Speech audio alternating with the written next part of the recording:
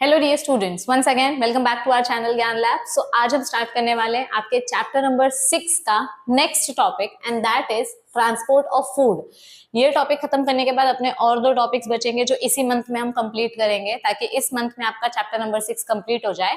Chapter number 6 complete होने के बाद हम चैप्टर नंबर 9 का आईज और ईयर्स वाला जो पार्ट है वो कंप्लीट करेंगे और फिर चैप्टर नंबर 7 पे आएंगे। ठीक है, आपका ऑलरेडी 80 to 85% पोर्शन हमने कंप्लीट करके दे दिया है। अब आपको बस जो डिलीटेड पार्ट है जो मैंने कवर नहीं किया था सिर्फ उतना कवर करना है, लेकिन जितना करवा दिया है अगर आप उतना भी कर लेते हो तो भी आराम से आप बोर्ड्स में डिसेंट अबव 65 मार्क्स स्कोर कर सकते हो। ठीक है, चलो सो आज का टॉपिक स्टार्ट करते हैं। आज का टॉपिक हमारा बेस्ड है ट्रांसपोर्ट ऑफ फूड के ऊपर। आज का टॉपिक स्टार्ट करने से पहले बस 1 मिनट लूंगी मैं आपका ये बताने के लिए कि हमने ऑलरेडी अपना ज्ञान लैब का ऐप अपलोड कर दिया है, मतलब हमारा ज्ञान लैब का ऐप लॉन्च हो चुका है और बहुत सारे बच्चों ने ये ऐप ऑलरेडी डाउनलोड कर लिया है।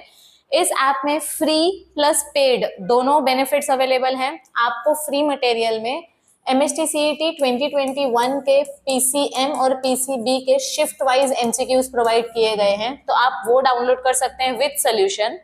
And you can also download scientist के नेम का PDF, बायोलॉजी चैप्टर नंबर 1 से लेके chapter number 15 and class 11th के 4 चैप्टर्स, ऐसे टोटल 19 चैप्टर्स के जितने भी साइंटिस्ट के नेम्स हैं, उनका डिस्कवरी है, उनका ईयर है, सब कुछ लिख कर हमने PDF अपलोड किया है।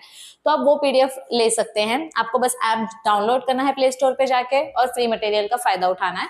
इन केस अगर आप MSTCET में अच्छा स्कोर करने का प्लान कर रहे हो तो हमारे इस ऐप पर लाइव लेक्चर्स भी लिए जाते हैं। मोस्टली ये जो बैच है ये MSTCET 2024 के बच्चों के लिए फोकस्ड है। इसमें जो लाइव लेक्चर्स होते हैं उसमें ऑलरेडी हमने 2 चैप्टर कंप्लीट कर लिए हैं। Yes, chapter number 8 is already finished, chapter number 9 is already finished, chapter number 12 हमारा स्टार्ट हो चुका है और ये भी खत्म होने आया है, बायोटेक्नोलॉजी वाला चैप्टर, मतलब जल्दी खत्म हो जाएगा।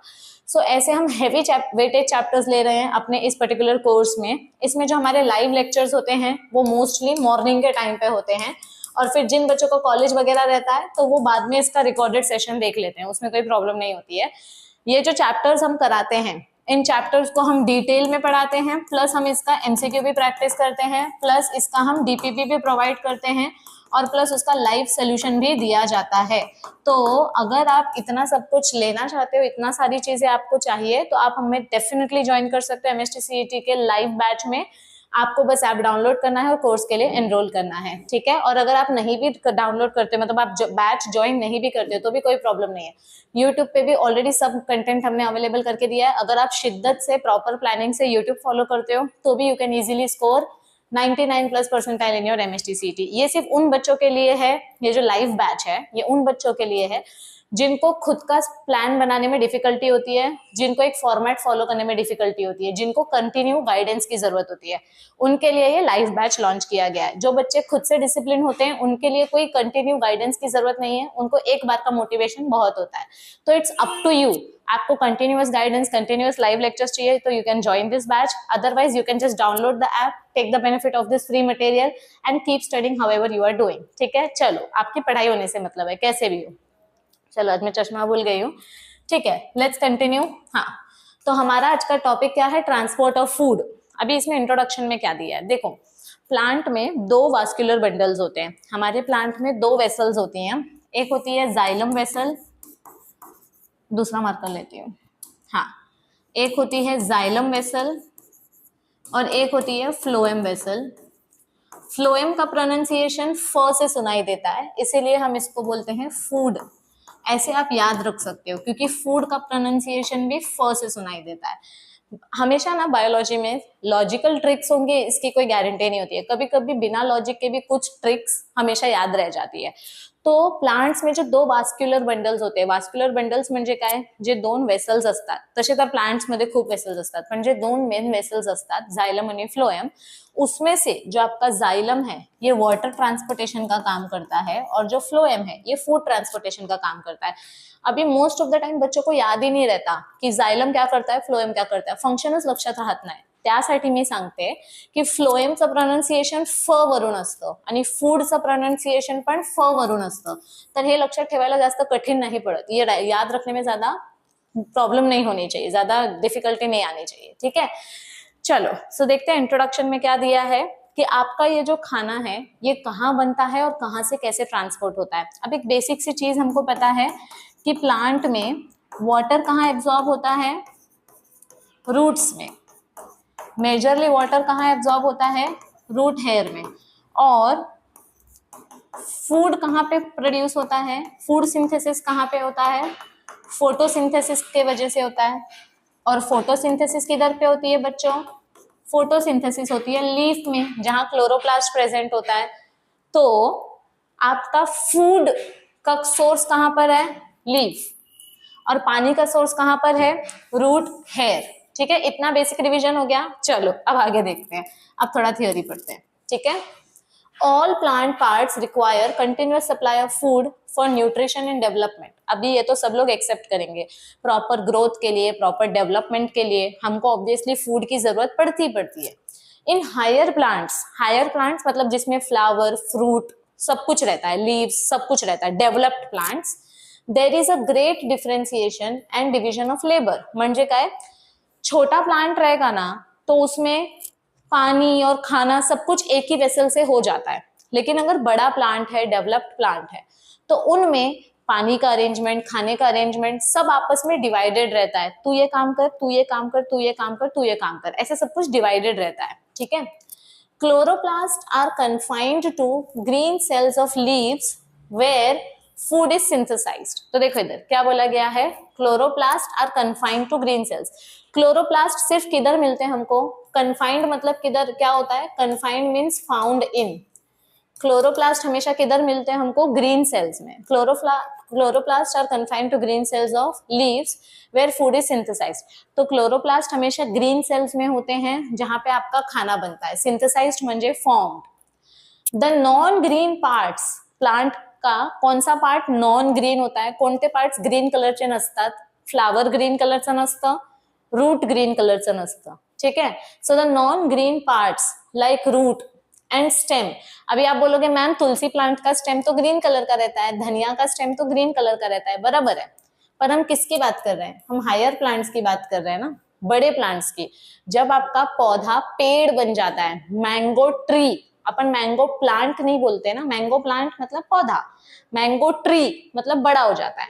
तो जब आपका प्लांट ट्री बन जाता है तो उसका जो ब्रांच है वो ब्रांच ब्राउन हो जाता है ना, उसके बाहर का जो टिश्यू है वो ब्राउन कलर का हो जाता है, डेड लेयर बन जाती है स्क्लेरेनकाइमा की। सो स्टेम भी नॉन ग्रीन हो जाता है। जब आपका प्लांट छोटा रहता है तो उसका स्टेम ग्रीन रहता है, बट जब प्लांट बड़ा हो जाता है तो उसका स्टेम भी नॉन ग्रीन हो जाता है। So the non green parts like root and stem, they have to receive food from leaves. इनको खाना किधर से मिलेगा, जिधर बनता है। खाना किधर बनता है, लीव्स में बनता है। क्यों बनता है मैम लीव्स में, क्योंकि लीव्स में क्लोरोप्लास्ट है, क्लोरोप्लास्ट के पास क्लोरोफिल है जो सनलाइट एब्सॉर्ब करता है, एटीपी की मदद से खाना बनाता है। 11वी मध्ये हा चॅप्टर होता आपल्याला फोटोसिंथेसिस म्हणून, यस। तो खाना लीव्स में बनेगा और लीव्स से रूट और स्टेम के पास जाएगा। सो आपका जो खाना है ये लीव्स में बनेगा और लीव से किधर जाएगा, रूट एंड स्टेम के पास। मतलब जिधर बन रहा है खाना उधर से वो हर पार्ट में जाएगा, ठीक है। The part where food is synthesised, तो खाना किधर बनता है, where your food is synthesised, the food is synthesised in leaves. So the part where food is synthesised उसको हम बोलते हैं source, and while the part where it is utilised it is called as sink. तो हमारा खाना leaves में बनता है, इसीलिए लीव्स को हम बोलेंगे सोर्स। और ये खाना किधर जाके यूज होता है, स्टेम में यूज होता है और रूट में यूज होता है, तो इसको हम बोलेंगे सिंक। ह्याला काय म्हणणार आपण, सिंक। ये देखो आपका खाना लीव्स में बनता है तो इसको हम बोलते हैं सोर्स, और रूट में यूज होता है तो इसको हम बोलते हैं सिंक। ये देखो इधर इस वीडियो में भी यही बताया है। यह आपका लीफ है तो लीफ को हम बोलते हैं सोर्स, फिर खाना बन के नीचे रूट के पास आता है तो रूट को हम बोलते हैं सिंक। समझ में आ रही है बात, जिधर खाना बनता है दैट इज योर सोर्स, जिधर वो खाना यूज होता है that is your sink. Source sink, source sink. खाना किचन में बनता है तो किचन अपना सोर्स है, अपनी बॉडी में खाना के यूज होता है तो अपना बॉडी सिंक है, ठीक है, okay. So what is source and what is sink? The part where food is synthesized is called as source, and the part where it is utilized, it is called as sink. Food has to travel from source to sink. अभी देखो, root को भूख लगेगी तो root के sales leaf के पास नहीं जाने वाले, खाने को लीफ से रूट के पास आना पड़ेगा, यानी कि अपने फूड को ट्रैवल करना पड़ेगा. किसको ट्रैवल करना पड़ेगा? फूड को. Food has to travel from source to sink. ये देखो, ये एरो फॉलो करो. कौन किधर ट्रैवल कर रहा है? आपका जो खाना है, ये खाना ट्रैवल करता है आपके सिंक के पास. ठीक है, food has to travel from source to sink.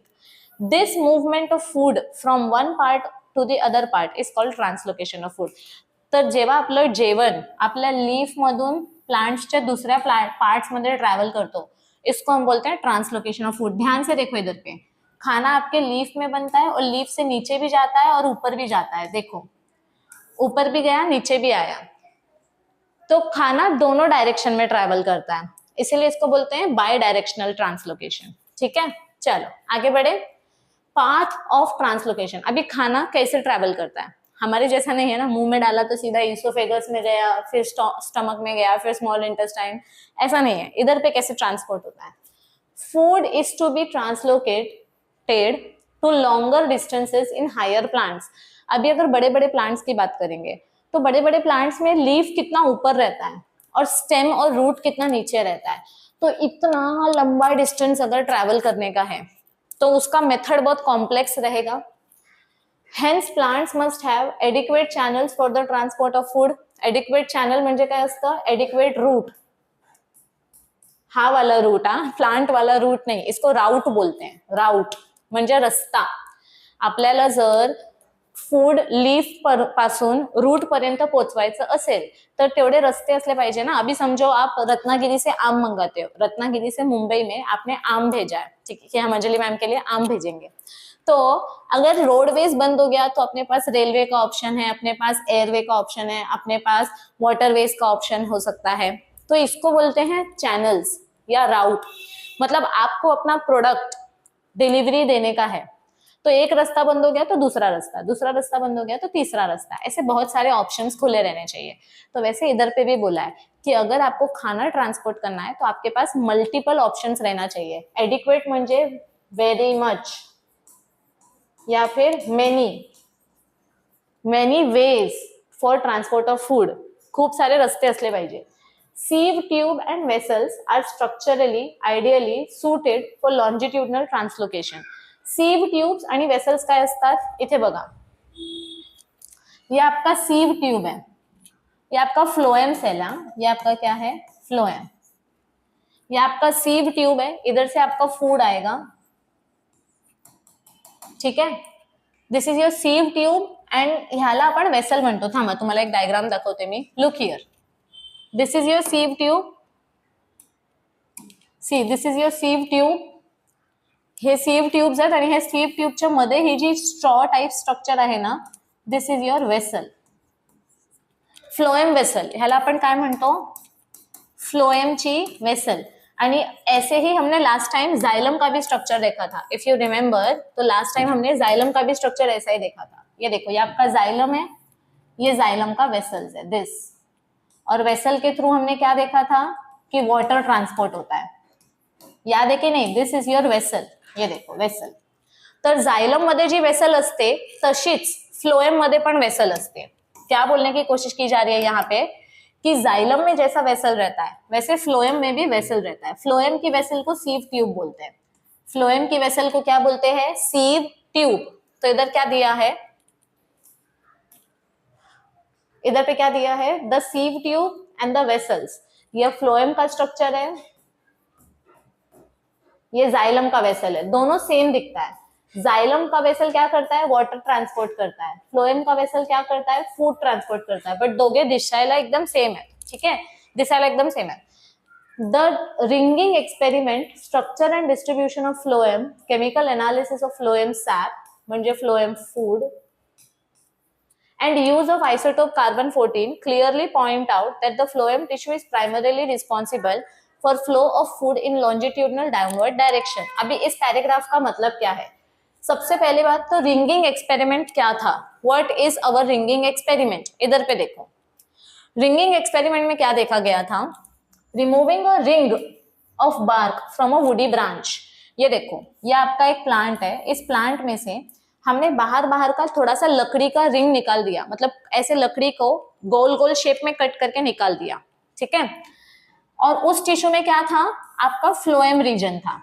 उस पर्टिकुलर पार्ट में क्या था, आपका फ्लोएम टिश्यू प्रेजेंट था। मतलब समझो ये आपका स्टेम है, इस स्टेम में से आपने इतना पार्ट कट कर दिया, ये बाहर बाहर का पार्ट कट कर दिया, तो इधर क्या बचेगा, ये ऐसा ऐसा ऐसा ऐसा, और अंदर अंदर सिर्फ इतना सा वेसल बचेगा, ऐसे पतला सा वेसल बचेगा, क्योंकि आपने बाहर का टिश्यू कट कर दिया ना, आपने इधर वाला और इधर वाला टिश्यू कट कर दिया, इसको रिमूव कर दिया, तो इधर ऐसा रिंग जैसा स्ट्रक्चर बन गया। इधर पे कैसा स्ट्रक्चर बन गया,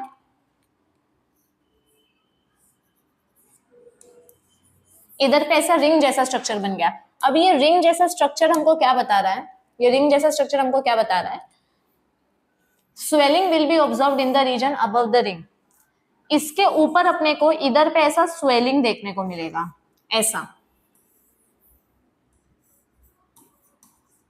ऐसा स्वेलिंग देखने को मिलेगा। अब ये स्वेलिंग क्या इंडिकेट करता है, the swelling above the region above the ring where the phloem is removed will be caused by accumulation of sugar in the region above the ring. मतलब क्या बोला है, इधर पे आपका साइड साइड में फ्लोएम वेसल था, ये और ये आपका फ्लोएम था, ये येलो येलो जो पार्ट है, this was your phloem, this was your phloem. आपने इधर फ्लोएम कट करके निकाल दिया ना, आपने क्या किया, फ्लोएम कट करके निकाल दिया, तो अभी खाना नीचे ट्रांसपोर्ट नहीं होएगा। इधर पे जो फ्लोएम वेसल है, वो फ्लोएम वेसल इधर पे आके रुक गई, तो ये फ्लोएम वेसल अपना खाना इधर पे स्टोर कर रही है, फूड नीचे नहीं जा रहा है, फूड नीचे नहीं जा रहा है, जिसकी वजह से खाना इधर ही स्टोर हो रहा है, और इसके वजह से आपका ये जो स्टेम है वो साइड साइड में मोटू होते जा रहा है, खाना नीचे नहीं जा रहा है, खाना इधर ही अटक गया है, तो इधर पे अटक गया, इसीलिए इधर का स्टेम फूक गया। तो ये जो स्वेलिंग है, ये स्वेलिंग हमको क्या बताता है कि खाना फ्लोएम टिश्यू से ही नीचे जाता है, और आपने अगर फ्लोएम टिश्यू काट दिया तो खाना नीचे नहीं जाएगा। इसको बोलते हैं रिंग एक्सपेरिमेंट। हे का केलं होतं, कारण खूप साऱ्या सायंटिस्टला हे कन्फ्युजन होतं की जायलम पण फूड ट्रांसपोर्ट करू शकतो। बहुत सारे साइंटिस्ट लोगों को क्या कंफ्यूजन था कि जाइलम भी फूड ट्रांसपोर्ट करता है क्या, तो ये प्रूव करने के लिए कि जाइलम फूड ट्रांसपोर्ट नहीं करता, सिर्फ फ्लोएम खाना ट्रांसपोर्ट करता है, हमने क्या कट कर दिया, हमने फ्लोएम को रिमूव कर दिया, हमने फ्लोएम को रिमूव कर दिया। अभी फ्लोएम को निकाल दिया तो खाना ऊपर ही अटक गया, मतलब जाइलम अपना काम चालू रखा है। ये देखो, ये जाइलम है, this part is your xylem, this part is your xylem. Xylem से खाना जाता ही नहीं है, जाइलम से सिर्फ वाटर ट्रांसपोर्ट होता है, जाइलम से सिर्फ क्या ट्रांसपोर्ट होता है, वाटर ट्रांसपोर्ट होता है, खाना ट्रांसपोर्ट होता ही नहीं है, क्योंकि खाना तो ऊपर ही रह गया ना, फूड तो इधर पे ही अटक गया। This is food swelling. तो ये हमको पता चला कैसे, जब हमने ये रिंगिंग एक्सपेरिमेंट किया कि अगर फ्लोएम को काट देंगे तो खाना नीचे नहीं जाएगा। So this is our ringing experiment. तो ये जो इस पैराग्राफ में इतना लंबा बोला है ना, ये यही बताया है कि this clearly point out that phloem tissue is responsible for flow of food.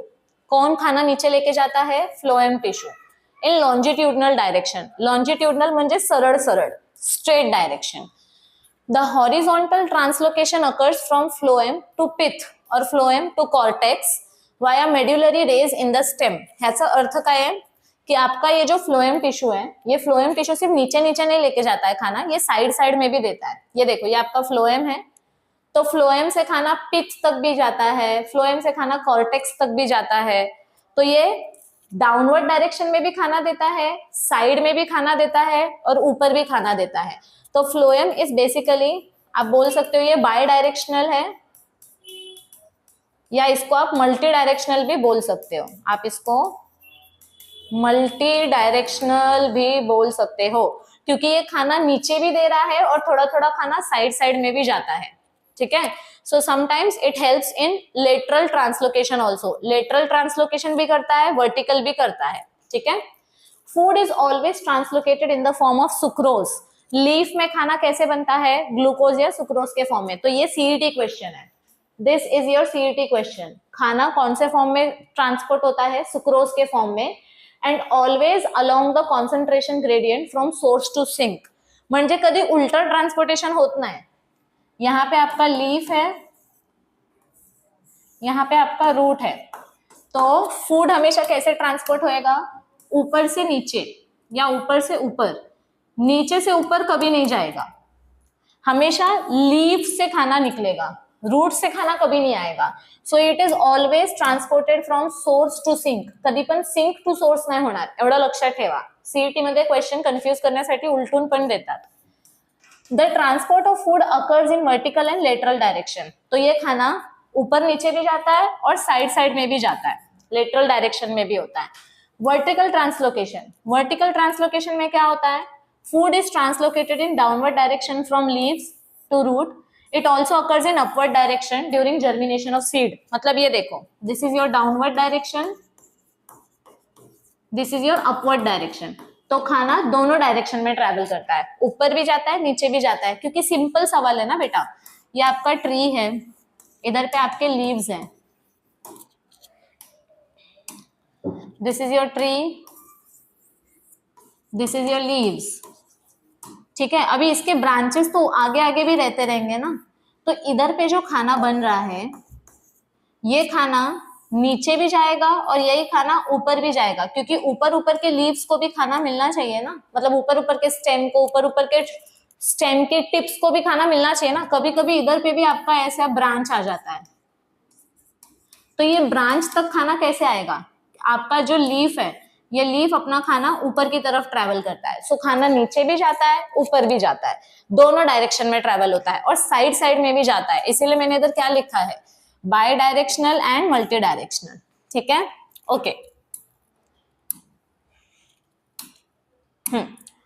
So example दिया है, डाउनवर्ड डायरेक्शन तो हमेशा होता है, अपवर्ड डायरेक्शन में कभी होता है जब आपका प्लांट एकदम छोटा रहता है। समझो आपने इधर सीड डाला, अभी ये सीड में से कॉटिलिडॉन्स निकला, फिर इसमें से ऐसे छोटा छोटा रूट्स निकला, ऐसा नया नया स्टेम आ रहा है, एकदम बेबी प्लांट है। तो ये बेबी प्लांट में लीफ में जो खाना बनेगा, ये लीफ का खाना ऊपर भी जाएगा शूट के टिप तक, और नीचे भी आएगा, दोनों डायरेक्शन में। So in during germination also, like in bulbils and in corm plant, सूरन वगैरह तो ना, उसमें भी आपका खाना ऊपर नीचे दोनों डायरेक्शन में ट्रैवल करता है। Upward translocation, upward translocation also occurs from leaves to growing point of stem. म्हणजे खाना लीफ में ही बनेगा, खाना लीफ में ही बनता है, लीफ से रूट की तरफ भी जाता है और ऊपर शूट की तरफ भी जाता है, दोनों डायरेक्शन में जाता है ये। This is down, this is up, both the direction, okay. To developing flowers and fruits situated near the ends of the branches of the stem. तो समझो ये आपका स्टेम है, ठीक है, इधर पे आपका लीफ है। तो ये लीफ में जो खाना बना है, ये खाना इधर से नीचे रूट तक भी आएगा और इधर से ऊपर शूट के टिप तक भी जाएगा। तो ये आपका लीफ है, लीफ से खाना नीचे भी आता है, लीफ से खाना ऊपर भी जाता है, दोनों डायरेक्शन में। इसको बोलते हैं वर्टिकल डायरेक्शन, नीचे भी ऊपर भी, स्ट्रेट स्ट्रेट, ठीक है। नेक्स्ट, ये देखो नीचे भी आएगा ऊपर भी जाएगा। नेक्स्ट, लेटरल ट्रांसलोकेशन, मतलब साइड साइड में, क्योंकि ब्रांचेस बाजू से भी निकलती है ना, ऐसे साइड साइड में भी फूड डिस्ट्रीब्यूट होता है, ठीक है। It occurs in the root and stem when food is translocated from phloem to pith. ये देखो, जब आपका खाना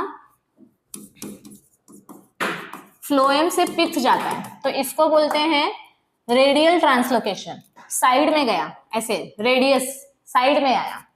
और जब आपका खाना फ्लोएम से कॉर्टेक्स तक रहता है, कॉर्टेक्स बाहर का पार्ट है, कॉर्टेक्स के अंदर आपका पिथ आता है, पिथ एकदम सेंटर मध्ये असतं, एकदम सेंटर मध्ये। ही तुमची स्टेम आहे, इथे तुमचं पिथ आहे, आणि इथे कुठेतरी तुमचं जायलम असणार, फ्लोएम असणार। आधी जायलम येणार और उसके बाहर आपका फ्लोएम रहेगा, this second layer will be phloem. तो फ्लोएम से जब आपका खाना फ्लोएम से जब आपका खाना पिच तक आ रहा है, पी टू पी, फ्लोएम से पिच तक आता है, तो इसको बोलते हैं radial translocation, circle to circle, ठीक है। इधर पे फ्लोएम है,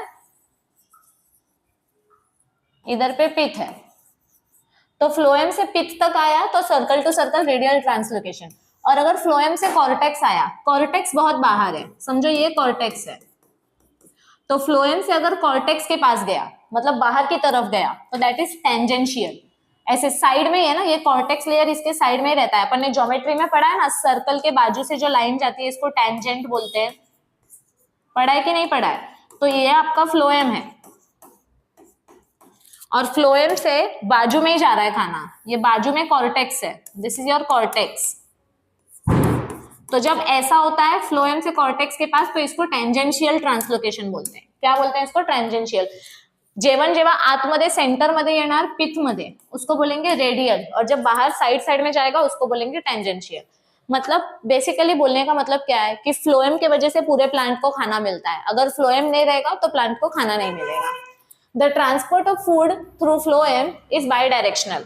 मैं तो बोलती हूँ multidirectional, multidirectional is also correct, but अगर एमसीक्यू में ऑप्शन दिया है unidirectional, bidirectional, multidirectional, तो आप आंसर बाई डायरेक्शनल सिलेक्ट करो, क्योंकि ये अपवर्ड डाउनवर्ड को एक लिया है और साइड साइड को दो। Upward downward is vertical, vertical म्हणजे स्टँडिंग पोझिशन, वरती पण जाऊ शकतो खालती पण येऊ शकतो, आणि लेटरल, लेटरल म्हणजे साइड में, सो दो डायरेक्शन, ठीक है। फ्लोएम सैप, सैप म्हणजे लिक्विड, जो खाना है उसको सैप बोलते हैं। Phloem liquid contains mainly water and food in the form of sucrose. तो फ्लोएम में ज्यादा करके क्या प्रेजेंट रहता है? पानी रहता है और खाना रहता है, खाना म्हणजे sucrose. But sugar, amino acids and hormones are also transported through phloem. This is also your CET question कि शुगर, हॉर्मोन्स और अमीनो एसिड्स ये भी कौन ट्रांसपोर्ट करता है? आपका फ्लोएम ही। ये देखो इधर दिया है, ये आपका जाइलम है, ये आपका फ्लोएम है। जाइलम से आपका वाटर ट्रांसपोर्ट होता है और इधर पे आपका शुगर्स एंड अमीनो एसिड्स, ठीक है। चलो नेक्स्ट, हाँ, mechanism of sugar transport through phloem, फटाक से देखते हैं, ये सिंपल है। बहुत सारे अलग अलग थियोरी दिया गया था, डिफ्यूजन का, active diffusion, protoplasm streaming, electroosmosis, pressure flow, etcetera etcetera. इसमें से सबसे ज्यादा एक्सेप्टेड थियोरी कौन सा था? प्रेशर फ्लो थियोरी, जो मंच नाम के साइंटिस्ट ने दिया था, ठीक है, या जिसको हम मास फ्लो हाइपोथेसिस भी बोलते हैं। अब इस थियोरी में क्या बोला? अर्न्स्ट मंच हे नाव आहे साइंटिस्टचं, इन्होंने क्या बोला था? He proposed that photosynthetic cell synthesises glucose. ये देखो, ये आपका लीफ है, लीफ में फोटोसिंथेसिस होता है, फोटोसिंथेसिस की वजह से खाना बनता है, फोटोसिंथेसिस की वजह से क्या बनता है? This is source and this is our food, this is our food, ठीक है, okay. Hence it's osmotic concentration increases, म्हणजे जितना खाना बनेगा उतना उस सेल का पेट बाहर आएगा, उसका ऑस्मोसिस बढ़ेगा। Due to endosmosis water from surrounding cells and xylem is absorb. तो देखो इधर पे क्या हो रहा है, लीफ में जितना खाना बनता है, लीफ में जितना खाना बनता है उसको उतनी प्यास लगती है, तो लीफ के अंदर पानी किधर से आता है? जाइलम से। किधर से आता है? जाइलम से। फ्लोएम के बाजू में ही जाइलम रहता है ना, तो फ्लोएम खाना बनाता है, पानी पीता है, खाना बनाता है, पानी पीता है। कौन? फ्लोएम। फ्लोएम म्हणजे कौन? लीफ। डन। लीफ में खाना बना और उसको प्यास लगी तो उसने पानी पिया, पानी पीते पीते, खाना बनाते बनाते वो फूक जाता है। कौन? लीफ। लीफ क्या हो जाता है? टर्जिड। ये देखो, लीफ में एक फूड बन रहा है प्लस वो पानी पी रहा है, इसको बोलते हैं एंडोस्मोसिस। इसको क्या बोलेंगे? एंडोस्मोसिस। एंडोस्मोसिस मतलब पानी पीना, एक्सोस्मोसिस मतलब पानी निकालना, ठीक है। तो इसकी वजह से क्या हो रहा है? अपना लीफ टर्जिड हो गया, टर्जिड हो गया मतलब लीफ फूक गया, टर्जिड लीफ, ठीक है। अब क्या होगा? The cells become turgid, cells फूक गया। Due to increase in turgor pressure, sugar from photosynthetic cell is forced ultimately to the sieve tube of the vein. Vein म्हणजे फ्लोएम, वेन म्हणजे काय? फ्लोएम। तो इधर देखो, लीफ में आपका खाना इतना ज्यादा हैवी हो जाता है कि वो खाना नीचे आ जाता है, मतलब फ्लोएम के अंदर। ये देखो, ये प्रेशर, तो ये आपका फ्लोएम का सीव ट्यूब है। क्या है ये? आपका फ्लोएम का सीव ट्यूब। तो लीफ के अंदर प्रेशर इतना बढ़ जाता है कि आपका खाना किधर आ जाता है? फ्लोएम में। खाना किधर आ गया? फ्लोएम में आ गया। अब फ्लोएम से ये खाना किधर जाएगा? This is called loading of the when. तो इसको हम क्या बोलते हैं? Loading of the vein. Vein म्हणजे काय? फ्लोएम को खाना देना, लीफ में खाना बना, पानी पिया, फिर वो खाना, लीफ हैवी हो गई, लीफ हैवी हो गई तो लीफ ने अपना अपना बोझ फ्लोएम को दे दिया, बाबा ले तू, मैंने खाना बना दिया, अभी जाके तू बांट दे सबको। तो किसने बांटा ये खाना? फ्लोएम ने। फ्लोएम को बांटने से पहले उसने पहले वो सब खाना लेगा ना अपने पास। देखो भंडारे में जब लड्डू वाला बांटने आता है भैया, तो उसके हाथ में बहुत सारे लड्डू होते हैं और फिर वो एक एक करके सबकी थाली में लड्डू रखता है। तो ऐसा नहीं है ना कि हर बार काउंटर पे जाएगा, एक लड्डू लाएगा आपको देगा, फिर से काउंटर पे जाके दूसरा लड्डू लाएगा आपको देगा, फिर से काउंटर पे जाके तीसरा लड्डू लाएगा आपको देगा, ऐसा नहीं होता ना। एक ही साथ पूरा लड्डू का ट्रे उठा के एक एक लड्डू सबको देते। तो वो जो एक साथ उसने पूरा ट्रे उठाया उसको बोलते हैं लोडिंग करना। तो यहाँ पे फ्लोएम ने पूरा खाना एक साथ ले लिया तो फ्लोएम हेवी हो गया, इसको बोलते हैं लोडिंग ऑफ द फ्लोएम। अब क्या होगा, ये फ्लोएम हेवी हो गया तो अब ये सबको खाना देना चालू करेगा। एट द सिंक म्हणजे at the root cell utilises sugar and also polymerises excess sugar into starch. अब ये खाना किसके पास जा रहा है? रूट के पास जा रहा है। तो रूट क्या करेगी, पूरा शुगर यूज करेगी और जो एक्स्ट्रा शुगर बचेगा उसको वो स्टार्च के फॉर्म में स्टोर कर देगी। Its osmotic concentration is lowered, exosmosis occurs.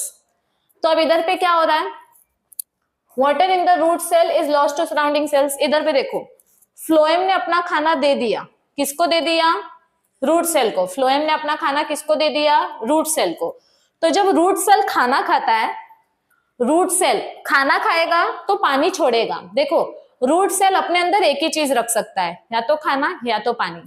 जब अपने रूट सेल को खाना मिलता है वो फूड अंदर लेता है और पानी को बाहर छोड़ देता है, इसको बोलते हैं एक्सोस्मोसिस। रूट सेल ने खाना खाया और पानी छोड़ दिया तो वो पानी किधर गया?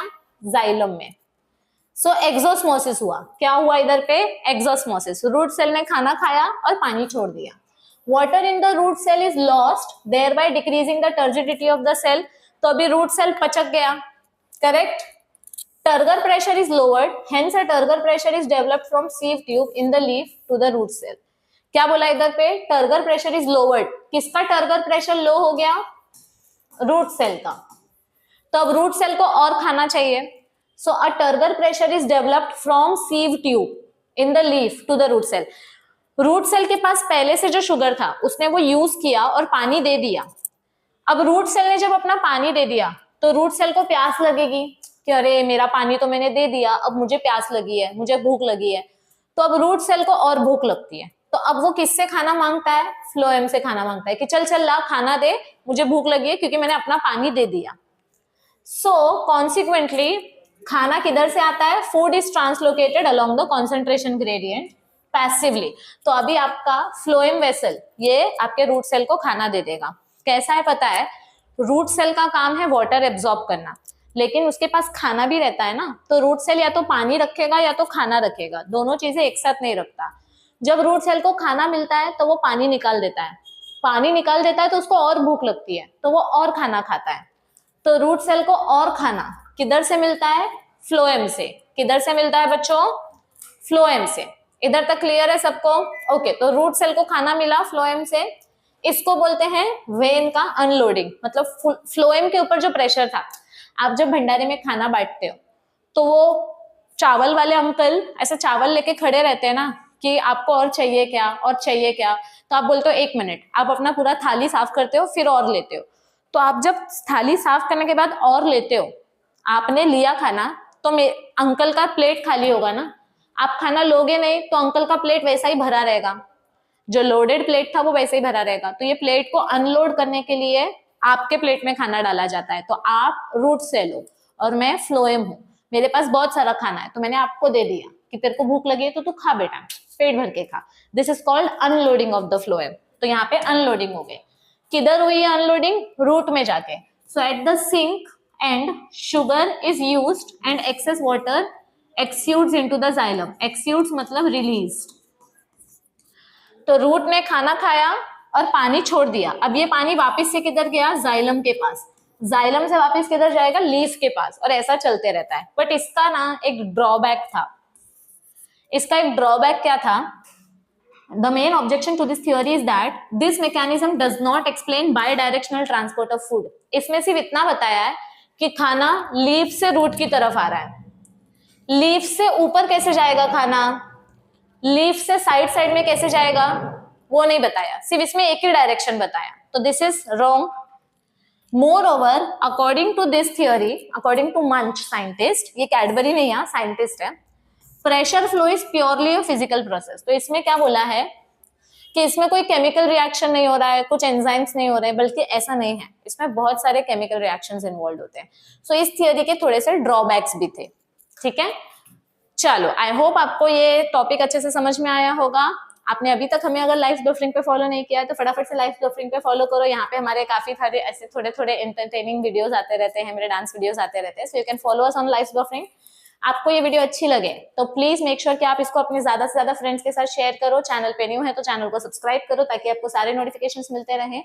और लास्ट में अगर अच्छी लगे तो वीडियो लाइक कर देना। अभी तक अगर आपने हमारा ऐप डाउनलोड नहीं किया है तो बेटा डाउनलोड कर लो ऐप, उसमें जो फ्री मटेरियल है उसका तो आप डेफिनेटली फायदा उठा ही सकते हो।